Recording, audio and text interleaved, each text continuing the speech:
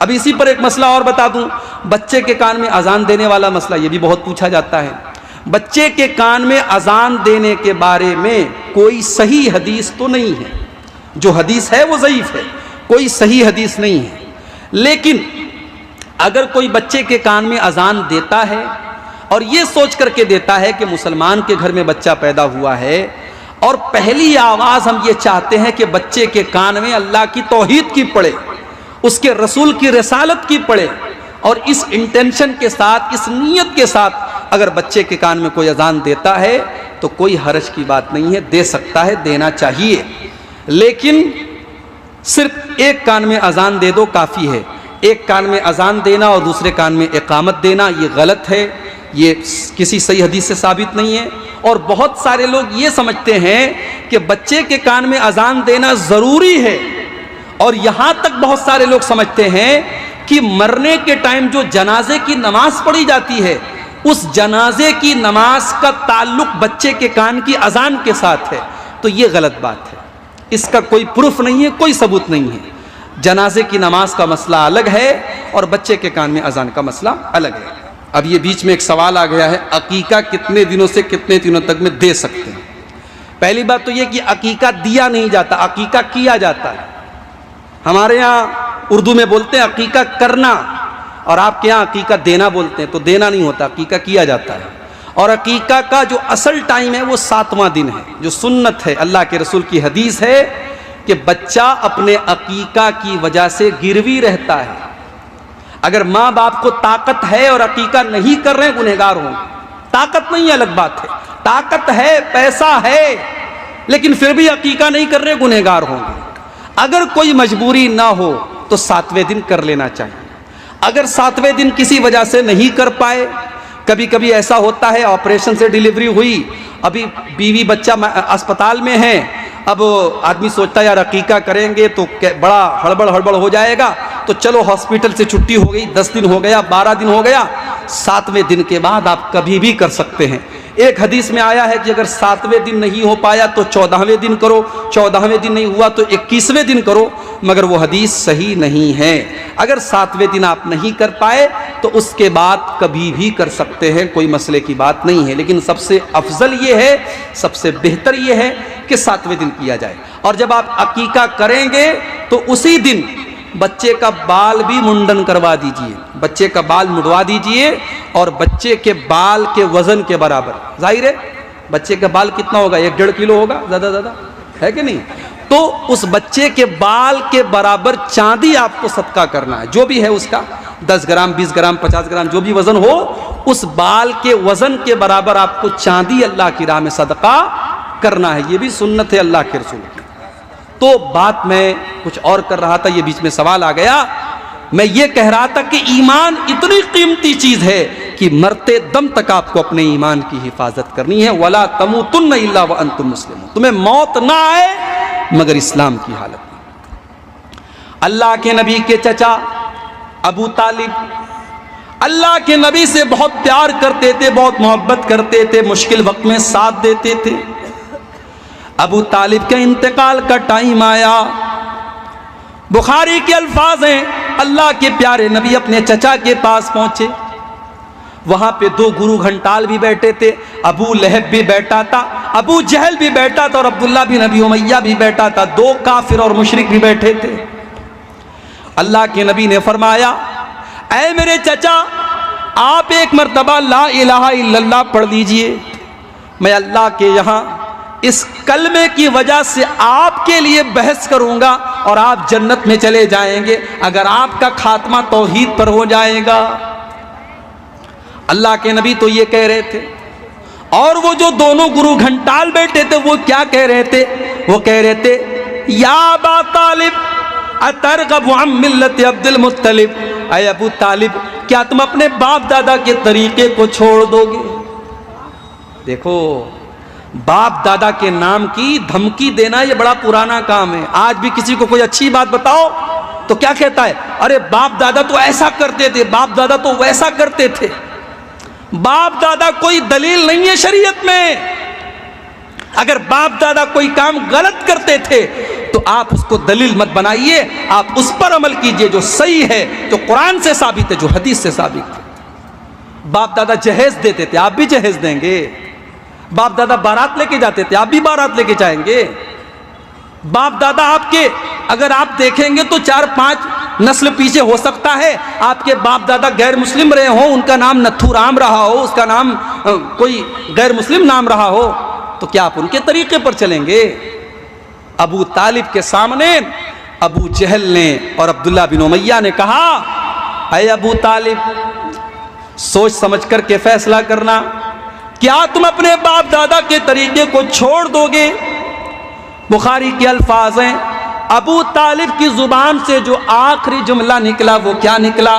علی ملت عبد المطلب، میں اپنے باپ کے طریقے پر دنیا سے جا رہا ہوں۔ ابو طالب نے کلمہ نہیں پڑھا، ابو طالب ایمان نہیں لائے۔ اللہ کے نبی فرماتے ہیں، جب میرے چچا کا انتقال ہو گیا میں نے اللہ سے دعا کی کہ اللہ تو میرے چچا کو معاف کر دے۔ اللہ نے فرمایا، اے میرے نبی، ہم تیرے چچا کو معاف نہیں کر سکتے کیونکہ وہ ایمان کے اوپر دنیا سے نہیں گئے۔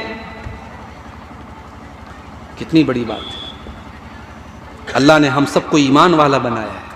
ارے پھٹیچر ہیں، پھٹے حال ہیں، غریب ہیں، کمزور ہیں، کچھ نہیں ہمارے پاس، اگر ایمان ہے تو ہم سے بڑا کوئی دولت والا نہیں ہے۔ اپنے ایمان کی حفاظت کرو میرے بھائی، یہ ایمان اتنی بڑی چیز ہے۔ صحیح مسلم کے الفاظ ہیں، اللہ کے نبی اپنی ماں کی قبر پر جاتے ہیں، صحابہ بھی آپ کے ساتھ میں۔ ماں کی قبر پہ جانے کے بعد جب آپ اپنی ماں کی قبر پہ جاتے ہیں، 6 سال کی عمر میں آپ نے ماں کو کھو دیا تھا۔ ماں کا پیار آپ کو یاد آتا ہے، ماں کی ممتا آپ کو یاد آتی ہے۔ آپ تو پیدا ہوئے تھے، باپ کا سایہ بھی نہیں تھا، اور 6 سال کی عمر میں اللہ نے آپ کی ماں کو بھی اٹھا لیا تھا۔ آپ تو یتیم تھے، اور یتیم کا درد آپ سے بہتر کون سمجھ سکتا تھا؟ آپ اپنی ماں کی قبر پہ جب گئے، ماں کو یاد کیا، بچپن کا زمانہ یاد آیا، ماں کی ممتا یاد آئی، ماں کا پیار یاد آیا، آپ کا دل بھر آیا، آپ کی آنکھوں سے آنسو بہنے لگے، آپ رونے لگے، اور آپ کے صحابہ بھی آپ کو روتا ہوا دیکھ کر کے رونے لگے۔ پھر آپ نے روتے روتے اپنے صحابہ سے فرمایا، اے میرے صحابہ، میں نے اپنے اللہ سے اجازت مانگی تھی کہ میں اپنی ماں کے لیے مغفرت کی دعا کرنا چاہتا ہوں، اللہ نے مجھے اپنی ماں کے لیے مغفرت کی دعا کرنے کی اجازت نہیں دی۔ سوچ لو، اگر ہماری ماں مسلمان ہے اور ہمارا باپ مسلمان ہے اور ہماری ماں دنیا سے اسلام کی حالت میں جاتی ہے، تو کم سے کم ہم جب دعا کے لیے ہاتھ اٹھاتے ہیں تو کم سے کم ہم یہ دعا تو کر سکتے ہیں، رب ارحمہما کما ربیانی صغیرا، پروردگارا تو میرے ماں باپ پر رحم فرما جس طرح بچپن میں انہوں نے مجھے پالا ہے۔ بڑی قربانیاں دیتے ہیں میرے بھائیوں ماں باپ، بڑی قربانیاں دیتے ہیں، بڑی تکلیفیں اٹھاتے ہیں۔ ان تکلیفوں کو جب آپ باپ بنیں گے، جب آپ ماں بنیں گی، تب آپ کو احساس ہوگا۔ اس لیے ماں باپ کا دل مت دکھانا، اپنا نقصان کر لو، اپنا گھاٹا سہ لو، مگر ماں باپ کا دل مت دکھاؤ۔ تم نے دنیا میں ماں باپ کی آنکھوں میں اگر آنسو لائے، تم نے ماں باپ کو اگر رلایا، اللہ کے پیارے نبی فرماتے ہیں، اثنان یعجلہم اللہ فی الدنیا، 2 گناہ ایسے ہیں جن کی سزا اللہ تعالیٰ دنیا ہی کے اندر دے دیتا ہے، البغی، کسی کے اوپر ظلم اور اتیاچار کرنا، وہ عقوق الوالدین، اور والدین کو ستانا، والدین سے رشتہ توڑنا، والدین کا دل دکھانا۔ کبھی بھی ماں باپ کا دل مت دکھاؤ۔ تو اللہ کے نبی اپنی ماں کے لیے مغفرت کی دعا نہیں کر سکتے، کیوں؟ کیونکہ ماں کے پاس ایمان نہیں تھا۔ میرے بھائیوں، اگر ہماری ماں ایمان والی ہے، ہمارا باپ ایمان والا ہے، کم سے کم اللہ نے ہم کو خوش نصیب بنایا کہ ہم اپنی ماں باپ کے لیے دعا کر سکتے ہیں۔ تو اللہ نے فرمایا الا الذین آمنوا وعملوا الصالحات، ایمان والے بن جاؤ اور نیک عمل کرنے والے بن جاؤ۔ نیک عمل کس کو کہتے ہیں؟ چٹھی آ چکی ہے، وقت ختم ہو چکا ہے، آخری کے منٹ آپ کے سامنے ہیں۔ نیک عمل کس کو کہتے ہیں؟ नेक अमल उसको कहते हैं जिसके अंदर दो कंडीशन पाई जाए। एक कंडीशन कि आपका अमल सिर्फ अल्लाह के लिए हो। अगर आप नमाज पढ़ते हैं इसलिए कि मोहल्ले वाले आपको नमाजी कहें तो माफ कीजिए, ये नेक अमल नहीं है। नमाज आप पढ़ें अल्लाह के लिए, रोजा रखें अल्लाह के लिए, हज करें अल्लाह के लिए, तो नेक अमल की पहली कंडीशन वो खालिस अल्लाह के लिए हो। और नेक अमल की दूसरी कंडीशन ये है कि वो सुन्नत के मुताबिक हो। अगर सुन्नत के मुताबिक नहीं है तो देखने में जितना भी अच्छा लग रहा हो वो नेक अमल नहीं है। तो ईमान वाले बन जाओ, नेक अमल करने वाले बन जाओ। वअमिलुस्सालिहाति वतवासौ बिलहक्की, और हक बात की एक दूसरे को तबलीग करो, दावत करो, नसीहत करो। अगर आप नमाजी हैं, आपका पड़ोसी नमाज नहीं पढ़ रहा है, किसी दिन पड़ोसी को चाय पिला दीजिए, मेरे भाई नमाज पढ़ा करो। कम से कम वो 1 मिनट के लिए सोचेगा कि इसने मुझे चाय पिलाई है, मेरा पड़ोसी है, मुझे नमाज के लिए कह रहा है, चलो मैं भी नमाज पढ़ लेता हूँ। और अगर आपके कहने से आपका पड़ोसी नमाज पढ़ने लगा तो उसको तो नमाज का सवाब मिलेगा ही मिलेगा। वो जितनी नमाजें पढ़ेगा उतना सवाब आपको भी मिलता चला जाएगा। वतवासौ बिलहक्की, हक बात की वसीयत करते चले जाओ। जिस तरीके से आप अच्छी बात दूसरों को बताएंगे उसका सवाब मिलेगा। और गंदी और गलत बात दूसरे को शेयर करेंगे। कोई गंदा फोटो आया, आपने शेयर कर दिया, दूसरे को फॉरवर्ड कर दिया, कोई गलत बात दूसरे को बता दी, तो जितनी गलत बात आप फैलाएंगे और लोग उसको सुनेंगे और देखेंगे उतना गुनाह भी आपके नामे आमाल में लिखा जाएगा। वतवासौ बिस्सब्री, और अगर आप घाटे से बचना चाहते हैं, नुकसान से बचना चाहते हैं, तो चौथी चीज़ ये है कि आप जब इस्लाम के ऊपर अमल करेंगे, शरीयत के ऊपर अमल करेंगे, तो कदम कदम पर मुसीबतें आएंगी, तकलीफ़ें आएंगी, परेशानियां आएंगी, वहाँ पर आपको सब्र करना पड़ेगा। सब्र का दामन थामे रखिए। ये 4 चीज़ें अगर आप अपने अंदर पैदा कर लें, अल्लाह फरमा रहा है कि सारे इंसान घाटे में हैं, मगर ये 4 चीज़ें जिसके अंदर पाई जाएं वो घाटे में नहीं है। अल्लाह इस कमाई का हिसाब भी अल्लाह के आपको देना पड़ेगा। वअन मालिही मिन ऐन इक्तसबहू, माल आपने कहाँ से कमाया। और चौथा सवाल वफ़ीमा अनफ़क़हू, माल आपने कहाँ खर्च किया।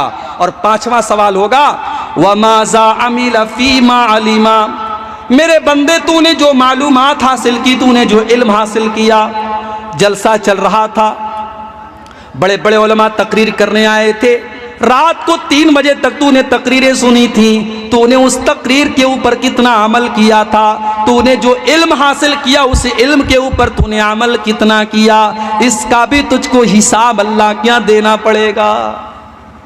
इसीलिए हमारे बहुत सारे भाई कहते हैं साहब हम जलसे में नहीं जाएंगे, हम दीन का इल्म सीखेंगे ही नहीं, जितना सीखेंगे उतना हिसाब देना पड़ेगा। मेरे भाइयों, ये दूसरी गुमराही है। इल्म दीन सीखना फर्ज है आपके ऊपर। अल्लाह के यहाँ आप ये कह करके नहीं बच सकते कि हम तो सीमांचल में पैदा हुए थे, कटिहार में पैदा हुए थे, हमारे इलाके में बड़े छोटे छोटे मदरसे थे, बहुत बड़ा इदारा नहीं था, हम ज़्यादा तालीम हासिल नहीं कर पाए। दीन का जो बेसिक इल्म है, दीन का जो ज़रूरी इल्म है, वो कटिहार और सीमांचल के मुसलमान से भी पूछा जाएगा और यूपी के मुसलमान से भी पूछा जाएगा और दुनिया के हर मुसलमान से और हर मोमिन को कब्र के अंदर सवाल का जवाब देना पड़ेगा। तेरा रब कौन है, तेरा दीन क्या है और तेरे नबी कौन है, इन 3 सवालों का जवाब हम सबको देना है मेरे प्यारे साहब। अब आ जाइए सूरह अस्र की तरफ। वल अस्र इन्नल इंसान लफी खुस्र, कसम है ज़माने की बेशक सारे के सारे इंसान घाटे में। इल्लल्लज़ीना आमनू व अमिलुस्सालिहाति व तवासौ बिलहक़्क़ि व तवासौ बिस्सब्र।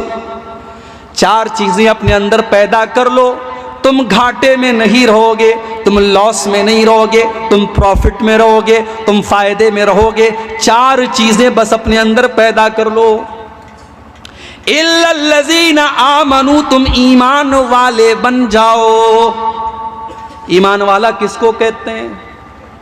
ایمان والا اس کو کہتے ہیں جو مرتے مر جائے مگر شرک نہ کرے، جو اپنے ماتھے کو غیر اللہ کے در پر نہ جھکائے، جو رب کہے تو اللہ کو کہے، جو مشکل کشا کہے تو اللہ کو کہے، جو دستگیر کہے تو اللہ کو کہے، جو غریب نواز کہے تو اللہ کو کہے، جو غوث اعظم کہے تو اللہ کو کہے، جو قربانی کرے تو اللہ کے نام کی کرے، جو قسم کھائے تو اللہ کے نام کی کھائے، جو بھروسہ کرے تو اللہ کی ذات پر کرے، جو ڈرے تو اللہ کی ذات سے ڈرے۔ ایمان اس کو کہتے ہیں۔ آج کل کا ایمان تو دیوالی کی مٹھائی میں بک جاتا ہے۔ دیوالی کا تہوار ہے، مسلمان کی دکان مارکیٹ میں ہے، بڑا سا بینر لگا لیا، تمام بھائیوں کو دیپاولی مبارک ہو، ماں لکشمی آپ کی کے اوپر اپنی کرپا کرے۔ ارے تیری ماں لکشمی کب سے ہو گئی رے؟ مسلمان اس قدر گر گیا، بھائی چارہ اور سدبھاؤ کے نام پر تو نے اپنے دین اور اپنے ایمان کو سے کمپرومائز کر لیا۔ اب یہ مسئلہ ایک الگ ہے کہ دیوالی کی مٹھائی کوئی غیر مسلم بھائی آپ کو دیتا ہے تو کھا سکتے ہیں کہ نہیں کھا سکتے ہیں۔ کچھ علماء کا کہنا ہے کہ کھا سکتے ہیں، کچھ علماء کا کہنا ہے کہ اگر اس دیوالی کی مٹھائی پر پوجا پاٹ نہیں ہوئی ہے آپ کھا سکتے ہیں، کیونکہ ایسی روایتیں ملتی ہیں کہ صحابہ نے مجوسیوں کے تہوار پر جو میٹھا آتا تھا اس کو کھایا ہے۔ لیکن علماء کی دوسری جماعت اور زیادہ تر علماء کا یہی کہنا ہے کہ وہ روایتیں ضعیف ہیں۔ اور دوسری بات یہ کہ دیپاولی تہوار کیوں منایا جاتا ہے بھائی؟ ہمارے ہندو بھائیوں کے یہاں یہ عقیدہ ہے کہ اسی دن شری رام چندر جی اپنا ونواس پورا کر کے ایودھیا آئے تھے اور اس کی خوشی میں پورے ایودھیا کو سجایا گیا تھا اور اس موقع پر پوجا ہوئی تھی، اسی پوجا کی یادگار میں دیپاولی منائی جاتی ہے۔ تو گویا کہ اللہ کے ساتھ شرک ہوا اور اس شرک کی خوشی وہ منا رہے ہیں، اور ہم جب یہ کہہ رہے ہیں کہ صاحب آپ کو یہ تہوار مبارک ہو تو گویا ہم دوسرے الفاظ میں یہ کہہ رہے ہیں کہ آپ اللہ کے ساتھ شرک کر رہے ہیں، یہ شرک آپ کو مبارک ہو۔ ہمارے باپ کو کوئی برا بھلا کہے اور آ کر کے ہم کو شادی میں انوائٹ کرے تو ہم کہیں گے تو میرے باپ کو برا بھلا کہتا اور ہم تیری شادی میں جائیں گے؟ نہیں جائیں گے ہم تیری شادی میں۔ اور کوئی ہمارے رب کے ساتھ شرک کرے، ارے ہمیں تو ہمدردی ہونی چاہیے اس کے ساتھ، اس کو سمجھانے کی کوشش کرنی چاہیے۔ ہم بیٹھ کر کے اس کے ساتھ مٹھائی کھائیں گے تو اس کو کیسے اس سے روکیں گے میرے بھائی؟ اس لیے علماء کی اکثریت کہتی ہے کہ دیوالی کے موقع پر آپ مٹھائی کھانے سے پرہیز کریں، اور یہ مبارکباد دینا اور اس طریقے کے بورڈ لکھنا کہ ماں لکشمی آپ کے اوپر کرپا کرے، میرے بھائیوں یہ تو انسان کو شرک اور کفر تک لے کے جانے والی چیز ہے۔ اور قرآن کی وہ صورت آپ یاد کیجئے، اللہ کے نبی کے پاس مکہ کے کچھ مشرکین آئے، اے محمد چلو ہم ایک سودا کر لیتے ہیں، ایک کمپرومائز کر لیتے ہیں، تم ایک دن ہمارے 360 بتوں کی عبادت کر لو، ہم ایک دن تمہارے اللہ کی عبادت کر لیتے ہیں، تم ایک دن ہمارے معبودوں کی عبادت کرو، ایک دن ہم تمہارے اللہ کو مان لیتے ہیں۔ اللہ کے نبی نے کیا جواب دیا؟ آپ نے جواب دیا قُلْ يَا أَيُّهَا الْكَافِرُونَ لَا أَعْبُدُ مَا تَعْبُدُونَ وَلَا أَنْتُمْ عَابِدُونَ مَا أَعْبُدُ وَلَا أَنَا عَابِدٌ مَا عَبَدتُّمْ وَلَا أَنْتُمْ عَابِدُونَ مَا أَعْبُدُ لَكُمْ دِينُكُمْ وَلِيَ دِينِ۔ اے نبی آپ کہہ دیجئے، اے کافرو، اے اللہ کو نہ ماننے والو، جس کی تم عبادت کرتے ہو اس کی میں نہیں کر سکتا، اور جس کی میں کرتا ہوں اس کی تم نہیں کر سکتے، نہ تو تم جس کی تم پوجا کرتے ہو نہ تو میں اس کی عبادت کر سکتا ہوں، اور نہ جس کی میں عبادت کرتا ہوں نہ تم اس کی عبادت کر سکتے ہو۔ لکم دینکم ولی دین، تم اپنے دین پر چلو ہم اپنے دین پر چلیں گے، ہمارے تمہارے بیچ میں اس پر کوئی سمجھوتا نہیں ہو سکتا۔ ایمان اس کو کہتے ہیں میرے بھائی، ایمان سے کوئی کمپرومائز نہیں کرنا ہے۔ ایک مسلمان بیچارہ غریب ہے، مزدوری کر کے کھاتا ہے، اس کے پاس اچھا مکان بھی نہیں ہے، اس کے پاس دھن دولت بھی نہیں ہے، لیکن اللہ کی قسم کل قیامت کے دن وہ اس ارب پتی سے بہتر ہوگا جو توحید کے بغیر دنیا سے گیا ہے، جو ایمان کے بغیر دنیا سے گیا ہے۔ اللہ نے فرمایا ان الذین کفروا وماتوا وهم کفار فلن يقبل من احدهم ملء الارض ذهبا۔ وہ لوگوں جو بغیر توحید کے دنیا سے چلے گئے، جو کفر کی حالت میں دنیا سے چلے گئے، وہ زمین بھر کے سونا بھی اللہ کی بارگاہ میں لے کے آئیں گے تو زمین بھر کے سونا بھی قبول نہیں کیا جائے گا، کیونکہ تیرے پاس ایمان کی دولت نہیں ہے، توحید کی دولت نہیں ہے۔ الا الذین آمنوا، وہ لوگ بچ جائیں گے جو ایمان والے ہیں۔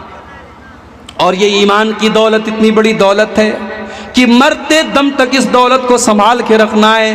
فلا تموتن الا وانتم مسلمون، تمہیں موت نہ آئے مگر اسلام کی حالت میں۔ ساری زندگی انسان اگر توحید پر ہے اور مرنے کے ٹائم اگر اس کا خاتمہ شرک پر ہو گیا یا کفر پر ہو گیا تو اس کا بیڑا غرق ہو جائے گا، وہ برباد ہو جائے گا۔ میرے بھائیوں، اس لیے اللہ نے کہا وَلَا تَمُوتُنَّ إِلَّا وَأَنْتُمْ مُسْلِمُونَ، تمہیں موت نہ آئے مگر اسلام کی حالت میں، تمہیں مرتے دم تک اپنی توحید کی حفاظت کر۔